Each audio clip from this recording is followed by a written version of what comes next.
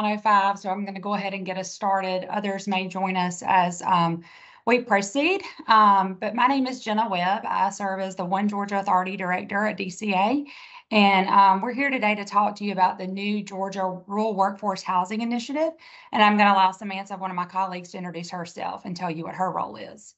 Sure. Thank you, Jenna. So my name is Samantha Carvalho, and I work with the Georgia Department of Community Affairs for the Office of Community Housing Development. We're really excited to be rolling out this program for you this morning. Shall I go to the next slide? Yes, please. All right.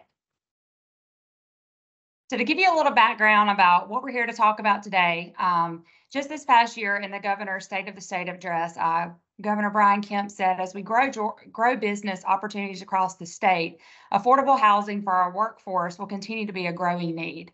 That is why the Rural Workforce Housing Initiative was created in the amended FY23 budget.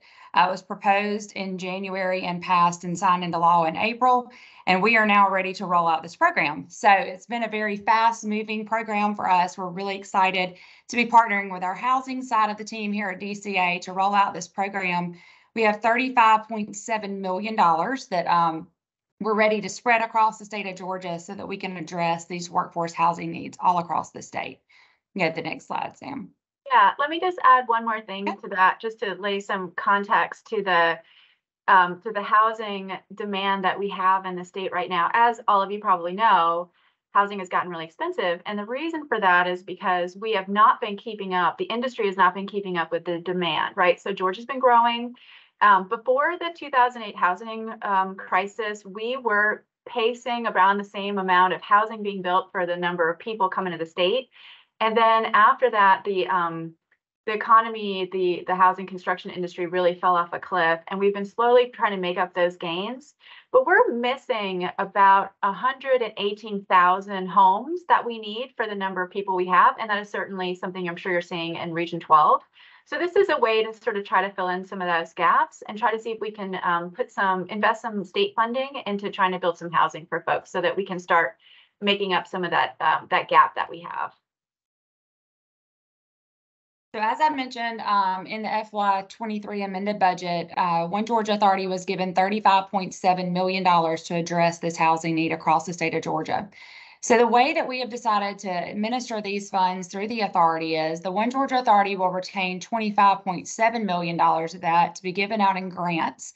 What we are expecting to give the grants out for are land development. So land acquisition, infrastructure, so maybe water or sewer that are needs to get to the housing developments.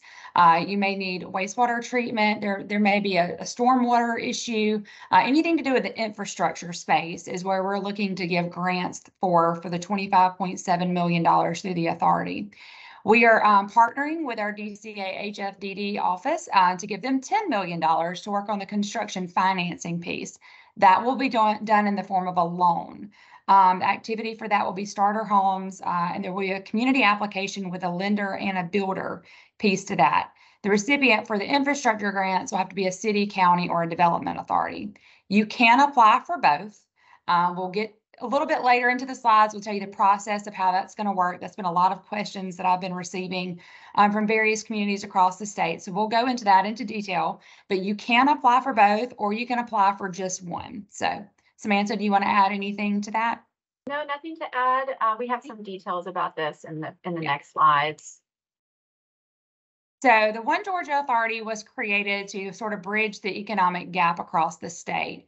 Here is the One Georgia Authority official map of eligible counties. So you will see in this map, and it's available on our One Georgia Authority site through the DCA website.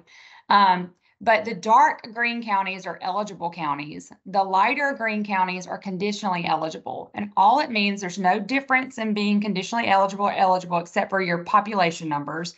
But if you're conditionally eligible, you have to have a letter of support from an adjacent eligible community, saying that there'll be some regional impact if an award is given in a conditionally eligible community. The gray area, which you'll see is our Metro Atlanta area, they are not allowed to receive any funds through the One Georgia Authority. So these funds are really to be utilized in the rural parts of Georgia. And then you'll notice that, like I said, the metro area cannot receive any of these funds. So we're looking to spread this $35.7 million all across the state. We know that there's been some large mega announcements in different parts of the state. And while those are going to be some areas that we're really going to put a lot of focus into, we really want to look at all these smaller counties too, because a big announcement of 100 jobs or 50 jobs down in, say, Seminole County, they don't have housing there to handle that as well. So we're looking at each application on an individual basis. So there will be a scoring process to it. We're not going to compete one county against another, except for on project feasibility, impact, and strategy. So if you'll go on to the next slide, Samantha.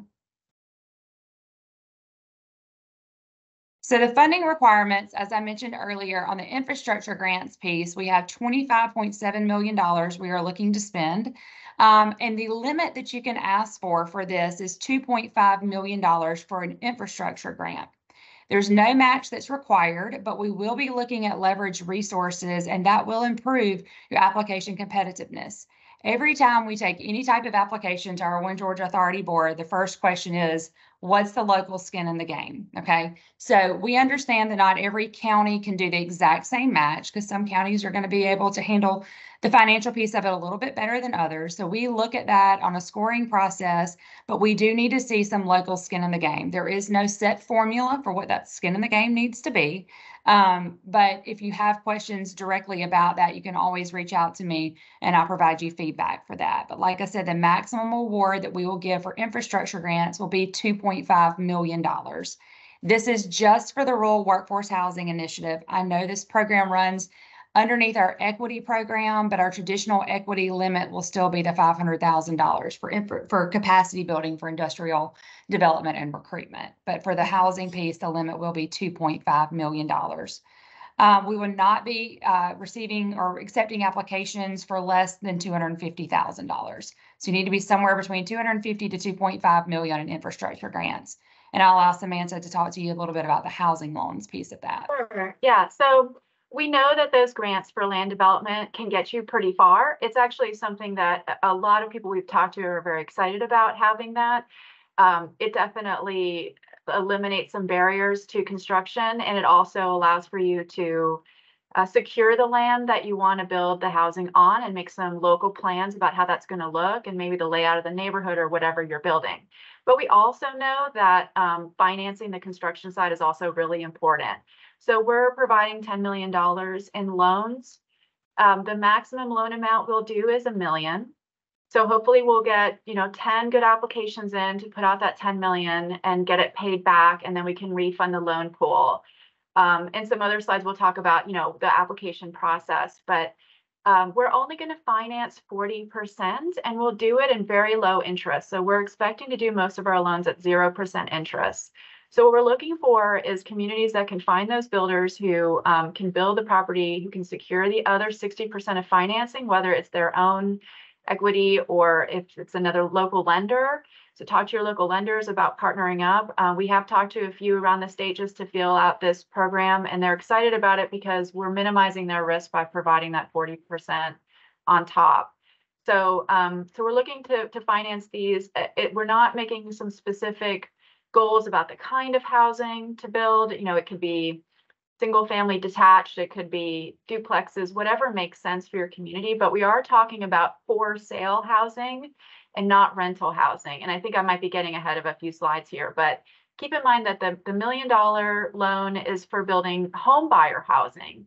We have a number of different products. If you're not familiar with the Housing Finance Division, that DCA, and what we offer, we have financing from federal and state sources to build rental housing, and we'd love to talk to you about exploring those options for you so you can do a mix. This is for homeownership housing because it's something that we don't already have in our portfolio to offer communities. I'm going to go to the next slide unless there's anything else you want to add, Jenna. No, I'm good. Okay. So a little bit about who are eligible applicants. I mentioned it earlier, but for the land infrastructure grants, it's units of general purpose local government. So your city, county, consolidated government, local, regional, or state authorities. So your local development authority can be an applicant for that. When it comes to the construction loans piece, Samantha, I'll let you take that piece over. Sure. Right. So as I was saying, what we would like for you to do is find those local builders that are already building in your community, hopefully. and see if they want to seek this out, and they can talk to their local lenders and put together a packaged application for us. And we do need you all to come up with either the builder or the lender has to come up with 60% of the match financing for it, because like I said, we'll only provide 40% of the financing. Applicants can also just be private developers, and there are numerous questions in our application tying it back to the community. So we're really hoping that we're finding a good mix of communities that are ready for this financing, local builders that can build it, and local lenders that can finance it. Just to add a little bit on additional eligibility requirements, local government applicants must comply with the audit report and grant certification requirements in state code. You must comply with reporting, audits, and survey requirements, and any One Georgia prior recipients must resolve any outstanding audit or monitoring findings that we have on any past awards and get those cleared up before you can apply for additional funds. And One Georgia grant sanctions also can apply to this initiative. So we will be looking at old awards that you've received if you're a development authority or city or a county.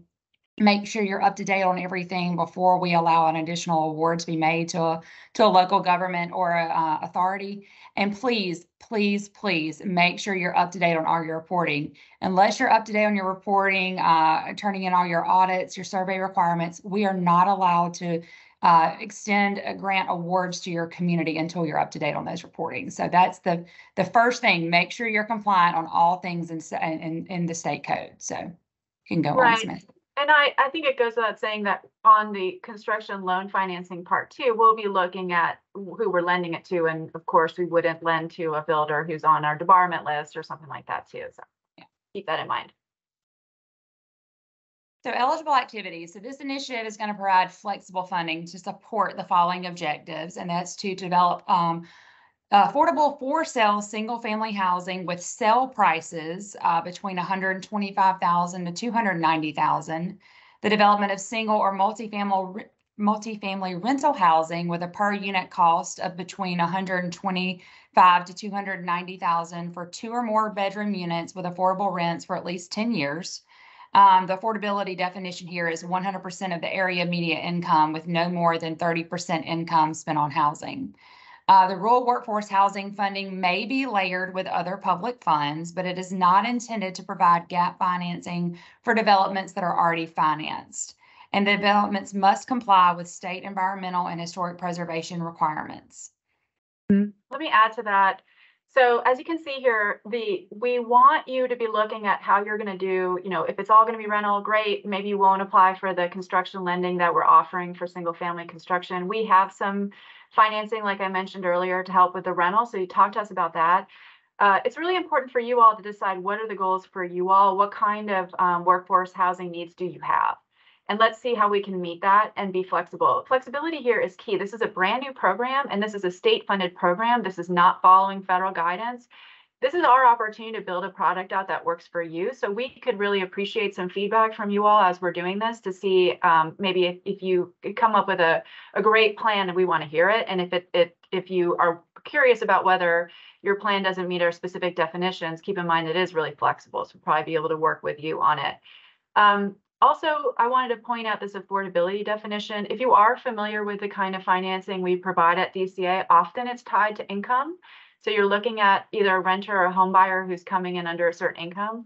We're not doing that here, but our intent here is to try to build starter homes, right? Things that would be appropriate for a young family or somebody who's a first-time home buyer. As we know, housing is extremely expensive right now. Interest rates are somewhere between 6 and 8% for most home buyers to get in. It's really not a market that's going to work for them. So what we're trying to do here is build some housing that people can get into, and they can build that equity for themselves, and they can stay in your community and work and be able to afford to do so and become home buyers.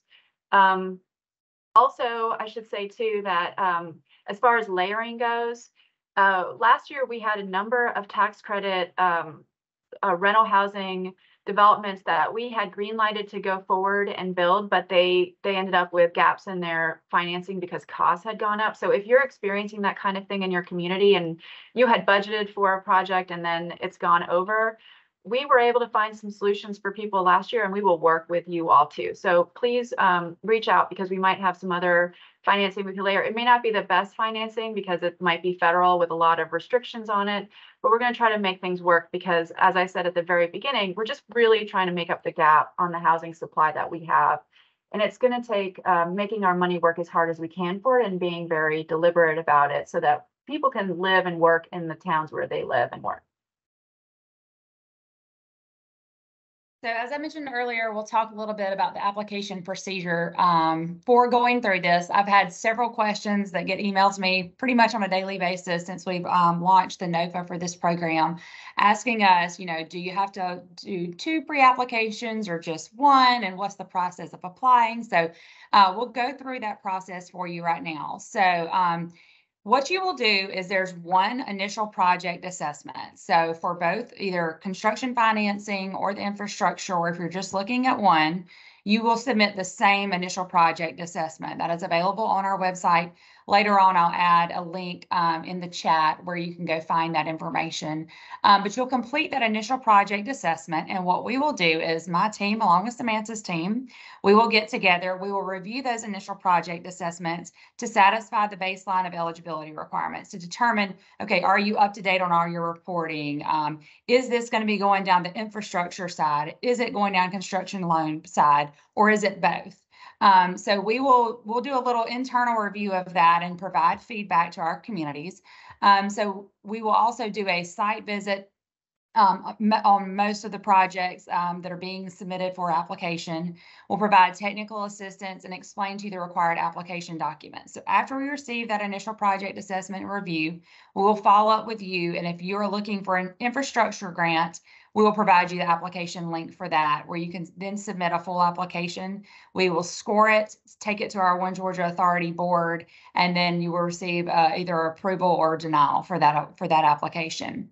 If you're going down the construction loan application piece, you'll receive a different application link. And what'll be different about that is we will accept on the infrastructure piece quarterly applications. It follows our other cycles of our other applications and our other programs that we already have existing. But with a construction loan, it'll be a rolling basis, and awards will be made based on cost reasonableness, project team experience, leverage resources, and development objectives. And then the authority will delegate the underwriting responsibility to the senior lender when it's practical. Like I said, you can apply for both. In the initial project assessment, you can make that very clear. There will be 2 separate applications if you're applying for both, because the construction loan piece is going to be working with a lender, whereas with the authority, with the One Georgia Authority and the infrastructure, we're going to be working with the cities, the counties, and the development authorities on getting those water, the sewer, the road improvements, the infrastructure piece in there to add to the to add for the development of future housing needs. Samantha, do you want to add anything to the application procedures? No, I think that's great. I guess what I want to point out that, again, the first step is, of course, to submit your initial project assessment. Whether if you're just going to be applying for the loan itself, still do that step. And then let's talk about it. Let's talk through your project and figure out who the partners are. And then you'll be able to fill out the full application. It's not going to, I don't think it's a very complicated application, but it does cover a lot of bases. And so getting that initial project assessment in there is really helpful for us to understand what you have in mind. Because this program is so flexible and we're not giving a lot of prescriptive instructions, we just want to see what you have in mind and how we can fit your financing gaps. And also we expect to probably get out that 10 million within this first year, and then it might take a year or 2 to start refunding that. But as soon as we have funds available, we'll be able to provide those to the next people in line, or we might have another application run. I'm not sure how that's going to work, but this is intended to be a revolving loan program. So hopefully we'll just have this money available to you over the years to be able to invest in this program. Okay, so the infrastructure grant, as I mentioned, we will be accepting those on a quarterly basis. The link right here is for our application. I just added to the chat the One Georgia Authority link to just the Rural Workforce Housing Initiative piece of it. So you can find there our NOFA, you can find the pre-application and the application link there. So for fiscal year 2024, our submission deadlines are as follows. The first one that'll be coming up will be July 14th. And applications that are received by that date will be reviewed, and you will be we'll let you know in September whether you're going to receive an award or you've been denied the award. Our next application will be October. We announce those awards in December. If funds are still remaining, we'll have a January 12th application deadline, and those are announced in April. And then we have an April 12th deadline where those will be announced in June. So you'll see there's about a 3-month lag between the actual application being submitted to us to when an award announcement has been made. The process for that is because we have to receive applications in, we have to do a review, we have to score those out and then take them to our One Georgia Authority Board, and they meet on a quarterly basis. So after the authority meets and votes on those, then we'll be in touch. One other thing to just sort of note on this, I typically expect initial project assessments to be submitted 2 weeks prior to the actual deadline. So about June 30th is the deadline for the pre-application. If you have a question about that, I do work with you on that. The flexibility is there. I don't set a specific deadline because I do want to work with communities around, we've got July 4th. It'll be falling right before this first initial deadline. So, but you do need to allow us an opportunity as a team to sit down and review and provide feedback on those. So the first initial project assessment deadline will be June 30th. Those are submitted via email to oed@dca.ga.gov, and that is provided on the pre-application. So those pre-applications are submitted via email, and the actual application is submitted online. So, and Samantha, I'll let you talk about the construction loans piece. Sure. So construction loan is a little bit easier to explain because it's going to be on a rolling basis. So regardless of whether you're participating in the infrastructure grant and also the loan, we decided that we could do that without, because it doesn't have to go to the One Georgia Authority, that we can just accept and apply. And our time frame for it is, we expect a pretty quick turnaround, depending on how complete the application is. Obviously, if we have to go back and forth, that might take a little while, but it shouldn't be too hard to make a determination of whether we can move forward with the loan application in a couple of weeks, so we can notify you and then you can line up the lending on it. There is one extra step, which is running it through historic preservation review, which could take up to 30 days or longer. So we'll explain that to you all as we go along in the process.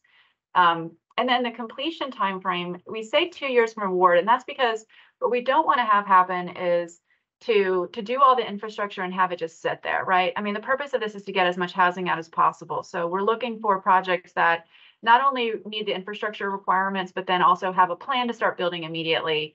If you are coming up 2 years after award and it's halfway completed and things that there have been delays, we understand that. Things are taking longer these days than they have in the past, and with big complicated projects, it's not likely you'll be able to pull everything off in 2 years, what with rezoning, permitting, whatever you might have to do on the front end. But the point of this is to say we aren't doing this so that you can hold on to land for a long time before acting on it. We'd love to see people moving into this as soon as possible, and so that's why we're putting that 2-year limit on there. Also, I should say that at the beginning of this, we were supposed to tell everyone to put their questions in the chat if they wanted any. Fortunately, we have a lot of time and this is almost wrapping up. So if you have any questions from what we've had, please put in the chat, but otherwise we can start the question part pretty soon. So is your community ready? So the first question you need to ask yourself is, are you compliant with your state reporting? And then the next thing is, do you have a housing needs assessment?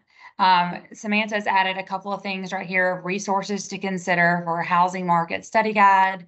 If you're a GET community, you probably already have that housing needs assessment done. You know what's needed in your community and you're ready to go. And then we also want you to look at your comprehensive plan. In your housing component of that comprehensive plan, what are you saying is a need? Because as Samantha just mentioned a second ago, we're not looking to just create pipe farms of infrastructure for housing and communities. We don't want to lay water and sewer and get roads ready without a developer ready to go. So we're not looking to just go out there and create a bunch of potential housing developments. We want to make sure, and that's one of the questions in the application piece, is who is the developer that your community is working with? We want to make sure that if it's an infrastructure need, that the developer is committed to going in and creating a certain number of housing units within that area, so that we make sure that we're being good stewards of our taxpayers' dollars, because we only have $35.7 million. And I know that sounds like a lot, but when you're talking about infrastructure cost across the state, they're going up substantially. And we know that it's expensive to get those infrastructure needs to these developments. So that's why we're allowing that $2.5 million maximum request, because everything has gone up. We know it's taking longer to make projects happen, but we're really working, as we said, to be very flexible with our communities. But we want to work with communities initially that are really ready to go, that have got projects lined up, but there's just been a need. An example of one that we went and visited just a couple of weeks ago up in North Georgia. So they had a housing developer come to them as a development authority and said, "Hey, I've got this land." He goes actually, I think this week in front of the city council to get everything rezoned. So they're getting ready to submit a pre-application for this. They basically have everything there, but they just need the guts of the sewer system there. They've got the water and sewer lines there, but they need the guts to the system. It's not a very expensive ask, but they're going to probably be able to create 80 single family units right there just very quickly. And that's just phase one of his first project. So they've got everything else they needed, but they had that infrastructure need. The community is also, the city and the county are injecting some funds into that infrastructure cost as well. And so that's another thing to just make note of is the city and the county working together does make your application look a lot better. So when you have your city and your county working together, we love to see that. We love to see that they're all working together. Your development authority, your city, your county, your developer, you're all on the same page, and you've all sat down and talked about what your housing plan, your housing needs are for your community. So Samantha, I'll let you add to that. No, I don't have anything to add to that. I think that was the message that I wanted to say too. From our perspective too, hopefully if you have a housing plan or, a housing assessment, what kind of housing you need to build. Keep in mind that, demographically things have changed over time, and people aren't as eager to have, houses that look maybe the way that people were building houses 20 years ago. So maybe there's some creative opportunities there to look at a product that would work well in your community and would be marketable and people would want to move into, but maybe could be built on, a smaller lot size, or just think about your land use too, because, there might be some places that would be perfect for housing. And this is a great opportunity to build out that infrastructure there to make that happen. So, and of course, I can't reiterate enough the complying with state reporting, which is where we have our first steps. Yes. So the first steps you need to ask yourself is, do you have a plan for developing land for rural workforce housing? And do you need the financing from the state to complete this plan? So first thing you do is you want to check your compliance. And then the second thing we want you to do as a community is schedule a meeting with your local DCA regional rep. And since y'all are just Region 12, you have the lovely Jennifer Fordham, who is your regional rep. So we encourage you to set up a meeting with her so that she can sit down and make sure that it's a truly an eligible applicant, it's an eligible activity, and she'll communicate with us as well, walking through that process. So after you meet with Jennifer Fordham, you can fill out the initial project assessment to satisfy those baseline eligibility requirements, and we'll provide that technical assistance to the community to complete the full application. And then once the full application is received, we will review that and we'll provide, if it's the infrastructure piece, we'll take that, we'll score it and send it to our authority board for a vote. And if it's the construction financing piece, Samantha will be working with the lender on that. So, and I see that Jennifer has added her contact information into the chat. So if you did not have that, you have it now. So thanks, Jennifer. And then that's it. We've got plenty of time for questions. So you all let us know. I'm going to put this slide up too, so you have our email addresses, but that's the end of our presentation. I'm sure you all will have a lot to digest about this. You can go to our website that Jenna put on the in the chat and look over the documents. We'll be building that out as we go. So yeah, let's hear from y'all. If you can put it in the chat if you want to, or you can just unmute yourself and let us know what questions you have. And I will just, I'm so glad that Justin just asked that question, because that's what I was about to address. So we will be retaking this recording of this meeting and sending it to our communications team and having it added to our DCA YouTube channel so that you can go back to review that.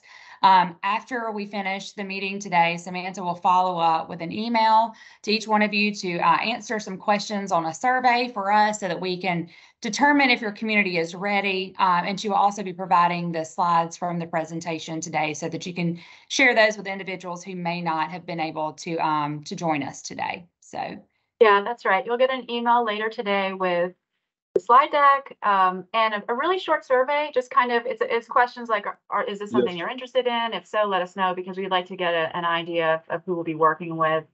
Obviously, if you're not quite ready, don't feel pressured to get started. We would like you to start thinking about this. My vision is to have every community in Georgia start looking at housing and seeing how we can fill the gap. So, even if you don't feel like you have a fully formulated plan yet, that is a good starting point just to start the conversation. That's what we want to start having with you all. I should also mention too that while there's no guarantee that we're going to have future financing for this, if this is really popular, I think the state legislature might refund it in the future. I think this is something we all realize is a demand. Also, I wanted to bring up a question that was raised during a previous session, which is, why is this happening? The housing industry changes, it seems like every decade we're facing a different challenge. And right now the challenge is just a lack of supply, which is driving up costs everywhere. And then frankly, we just don't have the number of builders we had a decade ago. That's something else I think the state could take a role in, trying to develop the workforce that we need to be actually building these units so that we can keep up with it. And of course, Georgia is a really popular state. I mean, especially in Region 12, a lot of people are relocating here. Families are growing. So it's great that the state is growing, but we're not meeting the needs for people to have the right kind of housing. And we're seeing a lot of folks having to commute long distances to get to their jobs, and we'd like to try to fix that. Okay, let's look at some of these questions we've gotten in so far. Let's see. Okay, so you asked about the recording of the presentation, the slideshow. Can somebody clarify the boundaries of Region 12, please? Okay, so thank you, Jennifer, for putting that map up. I wonder if I can put this up on the screen. Let me see if I can do that real quick, and that way you can see it a little bit bigger. And while you're doing that, Samantha, I just sort of mentioned, I know that some of you may not be from Region 12 that are on here. So if you don't know who your regional rep is, feel free to reach out to me, and we can definitely answer that and get that information to you. What we have decided to do with these webinars is we're doing 4 different ones to address the entire state area. Last week, I think we covered, was it 4, 6, and 7? Maybe yeah, something like that, yeah. We have another one this afternoon that's going to cover regions 1, 2, 3, and 5. And then next week we'll be covering 8, 9, 10, and 11. So we tried to pick out regions across the state that are kind of similar, because we figured that the question and answers would be more of our meat of our program, other than just rolling out the initial information. So we wanted to make sure that the questions that were being asked in the specific webinars really, really touched the communities that we were talking to at that moment. So. And we are leaving out many of the communities in the Region 3 area, as you saw earlier on that map. But that doesn't mean we don't have resources for that area. So if you all have contacts and people who are in that area that are looking for stuff, let's talk to them too and see if we can find some other solutions with some of our other financing that we have. Any other questions? Y'all are being really easy on us this morning. I know. I think it was too early for them. Right, so Last week we had probably 30 minutes worth of questions. Yeah. Feel free to unmute yourself and ask, rather than just typing it in the chat if you'd like to. Yeah, I think I hear somebody. Me? Yes. So I'm in Region 12, Bryan County. We have a low-income housing tax credit project that was funded last fall.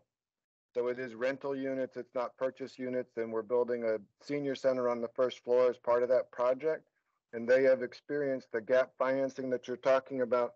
I was pointed in this direction just to understand it more. I heard you say earlier that this doesn't cover rental housing, but are there tools that I might point our developer with the tax credit project in the direction of that can help him fill that cost gap?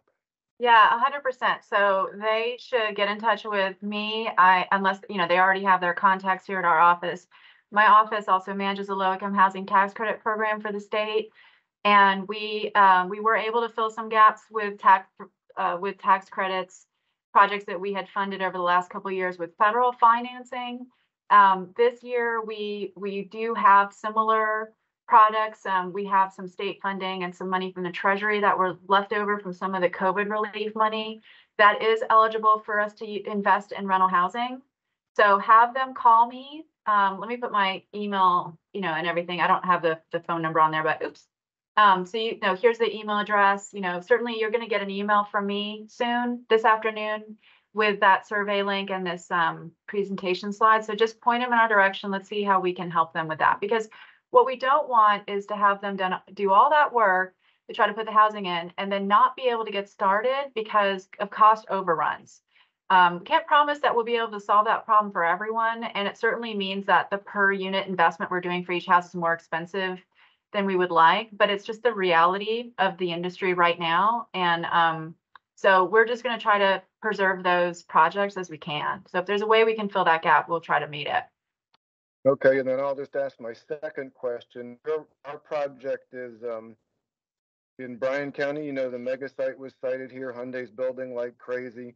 We're in the middle of finishing our comp plan update, so we are laser focused on providing resources and everything to Hyundai, including the sewer and water system. We have housing on our radar, but we can only do so much, and there aren't units since it's come up just in the last kind of year. We haven't found a developer yet that's necessarily willing to build in the north end. Can we use these funds to encourage their development? In other words, we need to build infrastructure and everything else for anything that's housing up in this end of the county. Mm-hmm.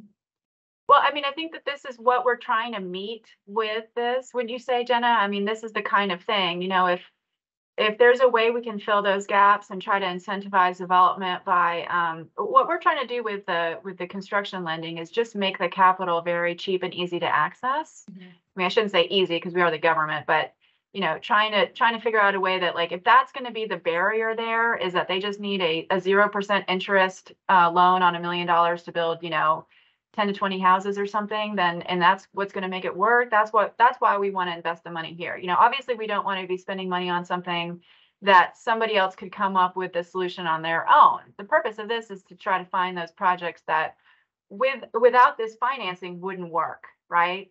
And so, so talk to us. And if they're trying to build homes for homeowners, and I say single family, I was about to say single family homes, but townhouses and other types of setups is fine too. But we're trying to see if we can meet the home ownership gap, because right now it's nearly impossible for folks, even if they were saving up money to buy a house a couple of years ago. A lot of people are being priced out of the market. We're hoping to be able to build these houses for much cheaper than what's at the market rate, and also provide some way to get people into that home ownership opportunity, which is a way to build wealth in this country, and it's a way to stabilize neighborhoods. If you have a lot of homeowners in a neighborhood, that's a more stable neighborhood. So there's a lot of benefits to that, but we build around 6,000 to 7,000 affordable rental units a year with our LIHTC program. So we want to see where we can make that money work as hard as possible too, and put that housing where it needs to go. So we're trying to fill the gap with homeowners, the need for homeowners, and the needs for renters too, affordable rentals. And just one kind of follow up to that. So we have both needs. It'd be expanding the septic or the sewer system infrastructure in the area if it's going to be a larger development, as well as jump starting the housing. So you can't apply for them both and get both in the same development. In that case, yes. The infrastructure might move the project forward, and the actual funds for the housing might be a little bit later, but we could time that. Yes, you can. That's right.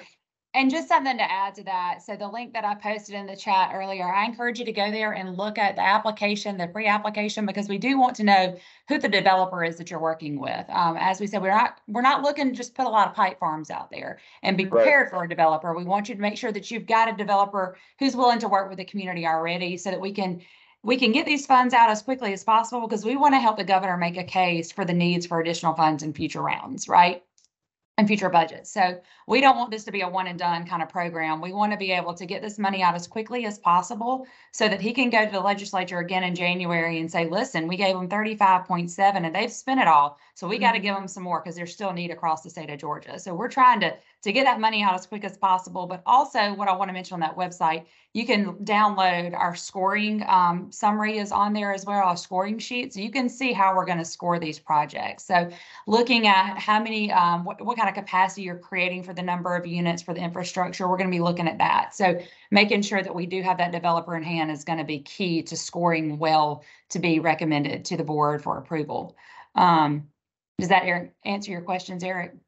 Yes, thank you. Okay, there's been a couple more questions have been added to the chat, and one is there a limit to the number of grants or the amount of funds that can go to any single region? The answer is no. We do not limit the number of grants that can go to a certain region or to a certain county, but typically we're not going to fund 3 or 4 different projects in one county at the same time. You're going to want to focus on one that is really ready to go. Once you get that one done, come back and apply for a different one. But we are looking to make sure that we are being good stewards of the taxpayers' dollars and not just land all the money in one region of the state. That's not really covering the mission of the One Georgia Authority. So we do want to make sure that we're spreading the money across the state of Georgia, but there is no limit to the number of awards that will be made to a certain community. Second question is, as a developer, I would include clean energy to our projects. Are there any additional funding or programs to support clean energy? There's not on the infrastructure piece. We're not looking at the clean side of that. Samantha, I don't know if you have anything in any of your housing programs that focus on that I'm not aware of. So sure. In our application, we say strongly encourage the use of green energy, energy efficiency, conservation measures like, permeable surfaces, that kind of thing. We're not requiring it, but we are encouraging it because it does lend to better building and better stormwater maintenance and other things. And also I'm going to be looking into just our office needs to look into some of the infrastructure financing that's coming from the federal government, because there are incentives and credits that are available. For example, and I don't know if this is something that you do, Kenneth, but when we're rehabbing old rental units with our LIHTC program, we're going to be looking at trying to figure out how to get all those developers the credits for having put in energy efficiencies and things like that. So there is financing available through the new infrastructure financing that was passed, earlier this year. And we just haven't gotten our hands on how that's going to be implemented through our programs, because that's run through GFA. So I would encourage you contacting them, and certainly we can make that connection for you to see what the state has in mind for energy efficiency and green tech and green energy solutions for housing and other infrastructure needs. And then Justin, I'm going to read this question. Can communities apply for a grant to help fund land purchases, infrastructure, etc., and then a developer apply later for a construction loan for the project to go on the land that was purchased or improved by the community? And yes, that is the intent of this. That's part of the reason why we have the application split, where our loan for housing is on its own rolling basis. So the idea here is, let's say a community has some land and already has adequate infrastructure, and it might need a little bit of hooking into it, for instance, but they just need the money to construct the housing on that land. That's what the loan can do on its own without getting the infrastructure grant. On the other hand, if you have a piece of property that's in a really great location to put housing in, and you just need the money to put the infrastructure in, you can get that grant, and then work with us on any of the housing finance products that we can make available to you for the kind of property you want to put on the site. So it takes a little bit of planning on your part to figure out okay, what exactly we want to do. But we do still want to have the projects run somewhat in tandem. So what we don't want to do, as we said earlier, is have you get the grant to put the infrastructure in and then nothing happens on site. Ideally, as soon as you've got that infrastructure ready to build onto, you've got the designs ready and the financing ready and the partnerships ready to build whatever kind of housing that's going to be, whether it's the single family housing developed through our loan program or LIHTC or other, rental assistance, or, if you've got other developers and partners who are coming in, we're hoping that maybe developing the property will lower the costs and the time necessary to do that. And that might incentivize a private developer to build for sale housing there, because for them, it'll be cheaper to do it because they've got all of the infrastructure already ready to go and they just need to build up from there. I'm going to read the next question, Jenna, unless you've got something to add to that. No, I'm good. All right, for the affordability definition, is no more than 30% income spent on housing mean 30% AMI or 30% of the individual's actual income spent on housing? So it is the 30% of the actual income of the individual's income. So we're trying to get out of the mindset of thinking about AMI, by the way, is area median income. So if you don't know where to find that information, I will send that to you. You know, you're going to get an email from me later today. You can email me back and say, like, what's the AMI for my county? And that's going to tell you, like across the state, the median income is 65,000. So a lot of our programs usually say we can provide housing for people at 50% AMI, right? So that would be half of what that median income is. Here we're looking at what is your median income, right? So if in your community median income is 50,000, let me try to do the math easier for myself. Let's say median income in your area is 60,000, then that means we're hoping that they're only spending $20,000 a year on their housing expenses, because the general rule is that for a household to have a healthy budget that enables you to be able to spend your money on a lot of things, you want to only be spending 30% of your income on housing. That is really unrealistic in today's age. A lot of people are spending 50 plus on their housing expenses, which means they don't have money to do other things with. People are really squeezed right now because, you know, transportation costs, their car notes, everything are really expensive too. So all families around the state and really everywhere in the nation are really squeezed, as you all probably know in your personal lives. So if we can figure out a way to keep the cost of construction low by subsidizing some of these elements, then the sale price could be low enough that a person whose median income in your area could reasonably afford to spend about 30% of their income on that note for that house, that mortgage. That's what we're aiming for here. And that's why we have that financing range of, you know, the limiting the sale cost. We looked at what was median income around the state, and we looked at like what would 30% of that be, and that's where that range comes from. You know, so in some places, median income, a person could reasonably, or a household could reasonably afford 290. And in some parts of the state, it's really better to be trying to get that lower range of like 125. But it's really going to be dependent on costs, construction costs, and other things that go into building, design features. So, you know, if local governments want to take a look at that, maybe waive some of those things in order to get this housing built a little bit cheaper. Of course, we don't want to be building housing that's ugly. We don't want to be building housing that's going to blow over in the wind, you know.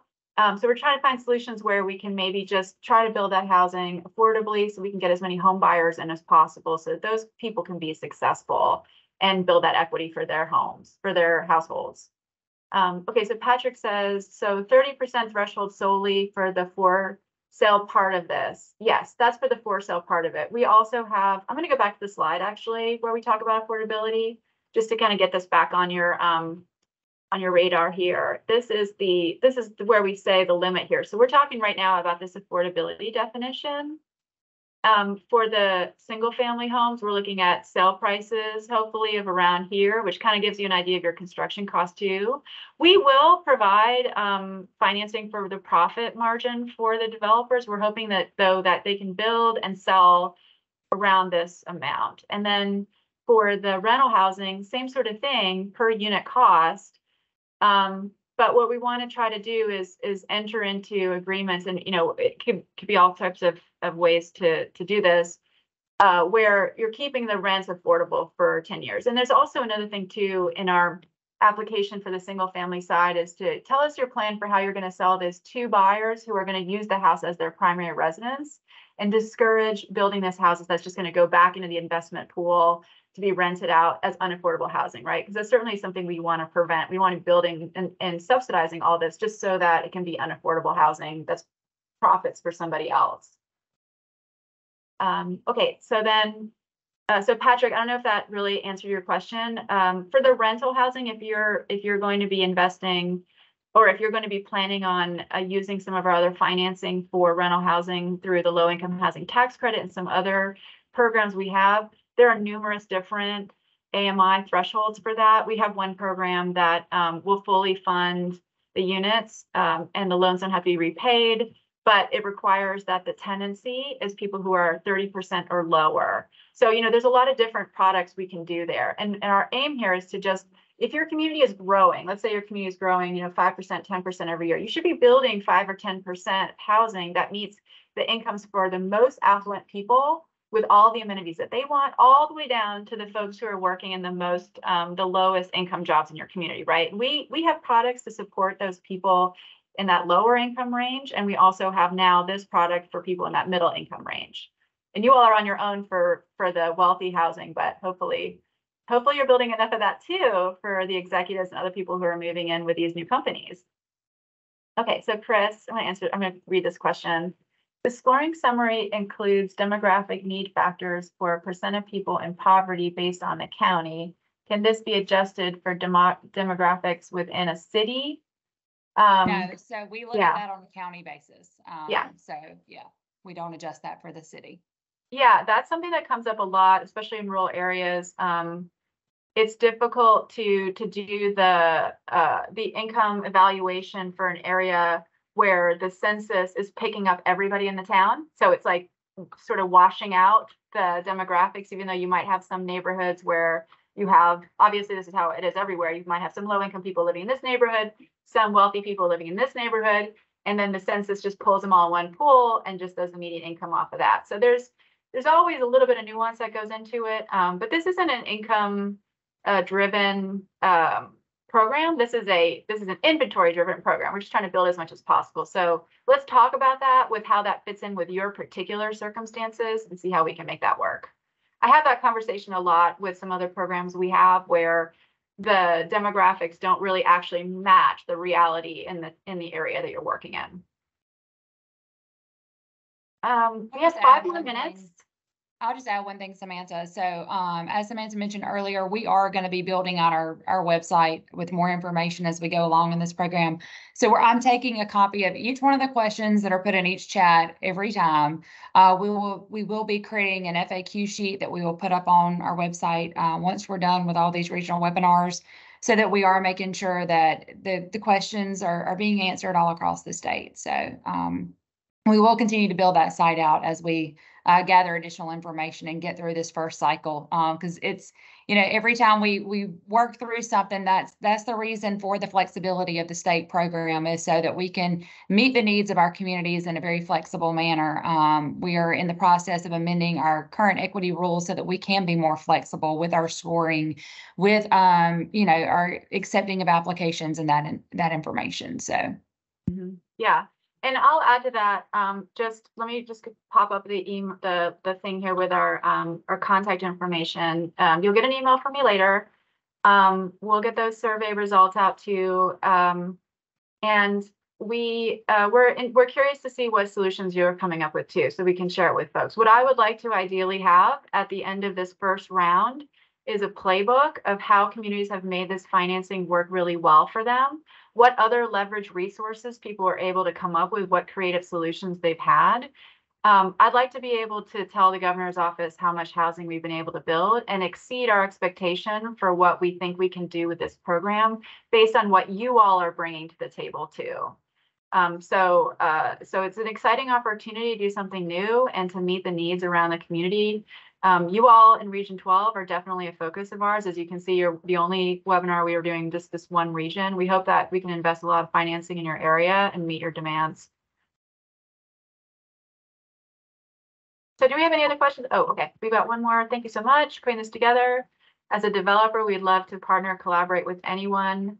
Oops, I just went up one, so I didn't read the rest of it. Anyone on the call in an effort to deliver affordable housing. So thank you for that, Samantha, for sharing your LinkedIn there. And then let's see, with the multi-family housing, is there a certain requirement required in terms of the number of units, or is this limited to local counties and governments?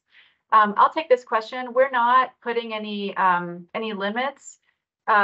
We expect to get a real variety of locally driven solutions, and also just there are, for every program that we have that we can layer onto this, there's going to be certain requirements for each one. So it's just really going to be dependent on the financing that comes in. And even if you're not using any state financing, we're open to seeing. We don't have like a expectation for how many units would be coming out of that 2.5 million.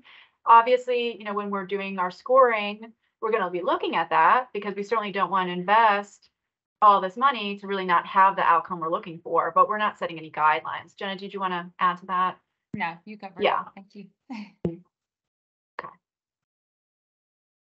All right. Well, this has been great, everybody. Yeah, thank you all for your participation. Looking forward to getting some applications from you all.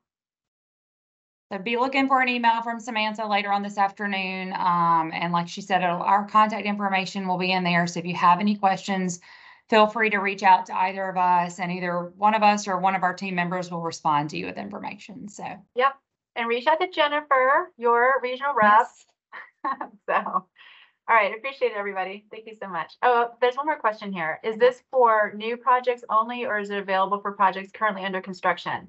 So we do not want to put this money into gap financing, for example, for projects that are under construction. However, I will say though that if you have a project that is like, let's say you're in phase 1, and then there are several phases, we could maybe see how this might fit in with like a future phase of your project. But the intent here was not to provide gap financing. We're trying to build more inventory than what we have in the current pipeline, right?